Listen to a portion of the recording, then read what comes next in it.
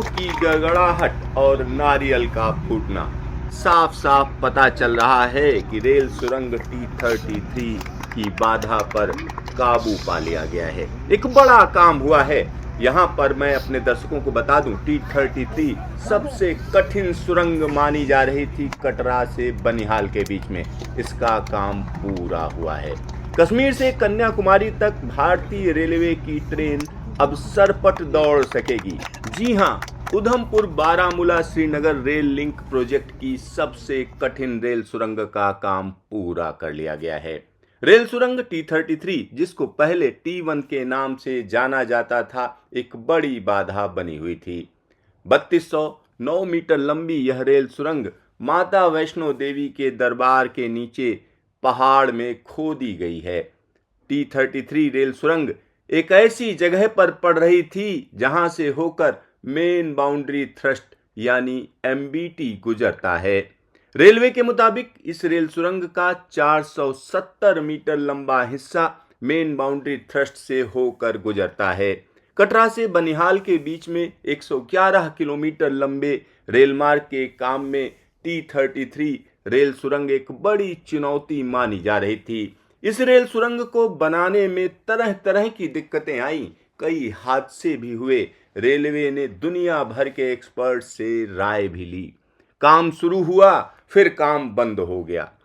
तरह तरह के सवाल उठने लगे, लेकिन रेलवे ने हार नहीं मानी। दुनिया भर के एक्सपर्ट्स को बुलाया गया और तरह तरह से इस रेल सुरंग को पूरा करने की कोशिश की गई। हम आपको बता दें, जब इस रेल सुरंग की शुरुआत की गई तो इसे परंपरागत तरीके से डी शेप में खोदा गया। जिस हिस्से को डी शेप में खोदा गया वह हिस्सा 968 मीटर का है। उसके बाद दिक्कतें आनी शुरू हो गईं।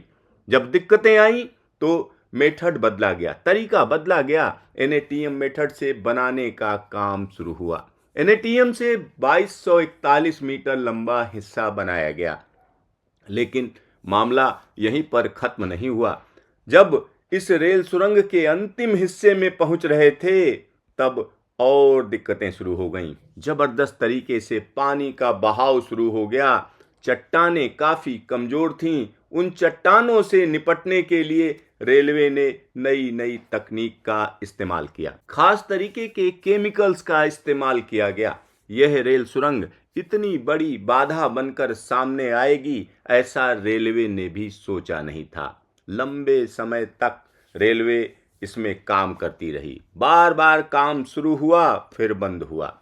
और इस चुनौती को अगर हम देखें तो आप सोच रहे होंगे बार बार इसको बड़ी चुनौती क्यों कहा जा रहा है। बड़ी चुनौती इसलिए कहा जा रहा है कि बनिहाल से कटरा के बीच में 111 किलोमीटर रेल सेक्शन में दूसरी सुरंगों में भी परेशानी आई, लेकिन उनसे पार पा लिया गया।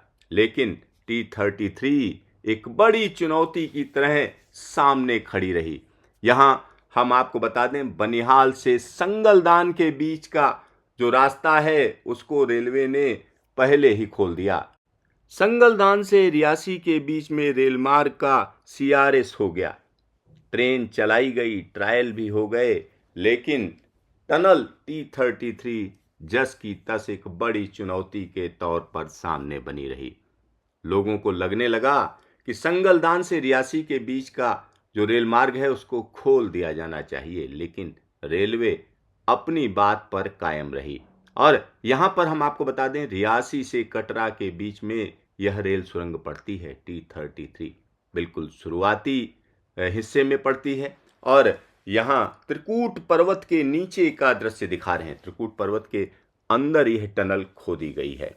T33 अब पूरी हो चुकी है।